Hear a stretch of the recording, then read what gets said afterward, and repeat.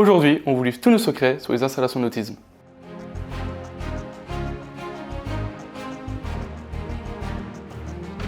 Tout d'abord, il est très important de savoir quels sont nos types d'installation. Il en existe 4. Il y a le mouillage, une petite traversée en quelques jours en autonomie, une grande traversée, comme un transatlantique, ou encore pour maintenir vos appareils chargés lorsque vous n'êtes pas là. Maintenant, on va voir où poser nos panneaux sur le bateau. Le premier emplacement qui peut venir en tête, c'est celui du pont.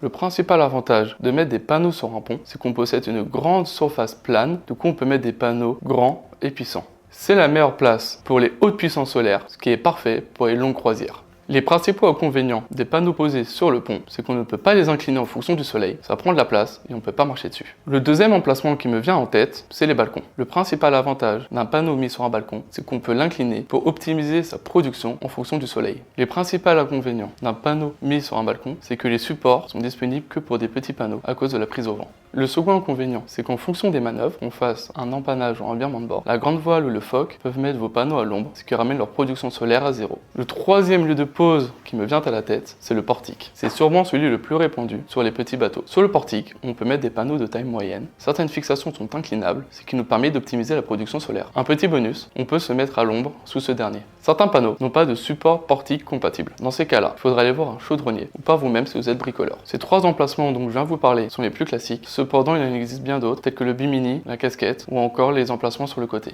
Maintenant qu'on a choisi notre emplacement, il est temps de choisir notre panneau. Comme vous le savez, il existe deux types de panneaux, les flexibles et les rigides. Les panneaux flexibles sont très communs en nautisme. Leur avantage, c'est qu'ils s'adaptent à toutes les formes de bateaux, donc on n'a pas besoin d'avoir une grande surface plane. Les panneaux flexibles sont très pratiques, mais ils sont quand même plus fragiles que les panneaux rigides. Ce sont des panneaux moins résistants, d'où la nécessité de favoriser la qualité. C'est pour cette raison que nous proposons les panneaux flexibles les plus résistants du marché, qui est la marque Solbian. Ils sont utilisés lors de la route du Rhum ou encore le Vendée Globe. Si vous voulez une présentation détaillée des panneaux, n'hésitez pas à regarder cette petite vidéo ou alors nous poser les questions en commentaire. Passons au second type de panneaux, les panneaux rigides. Plus résistants, performants, durables et moins chers, les panneaux rigides sont à favoriser lorsque c'est possible. Leur principal avantage, c'est leur diversité de puissance et de taille. Les principaux inconvénients sont qu'ils nécessitent une surface plane, ils doivent être résistants au milieu salin, et si vous ne pouvez pas poser sur le pont à cause de la prise au vent, ils nécessitent une petite étude au préalable. Si vous vous posez la question, tous les panneaux que nous proposons sont bien compatibles en milieu salin. Pour le nautisme, les deux leaders sur le marché sont la fameuse marque Victron, une entreprise hollandaise, ainsi que Unitech, une entreprise française. Victron Energy propose tous les produits nécessaires pour une installation en nautisme, à l'exception des fixations. Unitech propose une large gamme de panneaux à haut rendement et à dimension réduite. Unitech vend également toutes les fixations bateau. Pour résumer, si on souhaite installer des panneaux, que ce soit un portique, un balcon ou un pont plat, il est préférable de se tourner vers des panneaux rigides. Si vous faites une installation sur une surface courbée, la meilleure option est de prendre un panneau flexible. Petit bonus, comment savoir si mon équipement est compatible avec mon installation sur bateau?